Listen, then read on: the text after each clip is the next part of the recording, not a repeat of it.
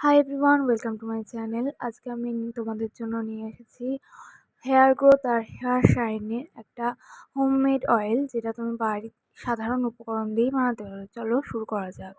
যার জন্য আমি একটা পাত্রে নিয়ে নিয়েছি কিছু রিঠা, শিকাকাই, শুকনো আমলকি, মেথি, কালো জিরে, যেগুলো আমাদের চুলের জন্য খুবই উপকারী।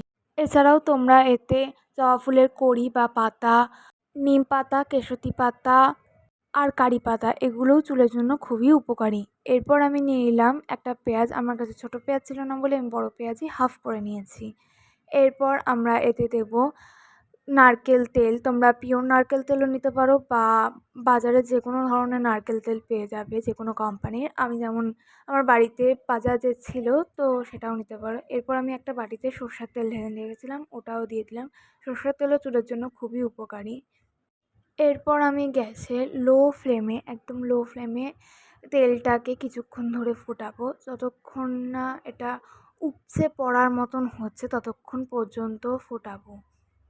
কিছুক্ষণ ভালো করে ফোটানোর পর এরকম হয়ে গেলে গ্যাসের ফ্লেমটা বন্ধ করে দেবো এবং ঠান্ডা হওয়ার জন্য কিছুক্ষণ রেখে দেবো। তারপর একটা ঝাড় নিয়ে নেবো, প্লাস্টিক বা কাচের, সেটার মধ্যে এই তেলটাকে আস্তে আস্তে ভরবো। যেইগুলো দিয়ে তেলটা বানিয়েছি সেগুলো এই জারের মধ্যেই রেখে দেব, কারণ এগুলো থাকলে তেলটা রোদে দিলে আরও বেশি ভালো হয়। তেলটা যখন পুরো জারে ভরা হয়ে যাবে তখন এরকম রোদে রেখে দিলে খুব ভালো কাজ করে। এই হেয়ার গ্রোথ তেলটা সপ্তাহে 2 থেকে 3 বার রাতে ইউজ করে সকালবেলা শ্যাম্পু করে ফেললেই চুল খুব শাইনি হয়ে যাবে। চলো, আজকের ভিডিও এখানেই শেষ। টাটা।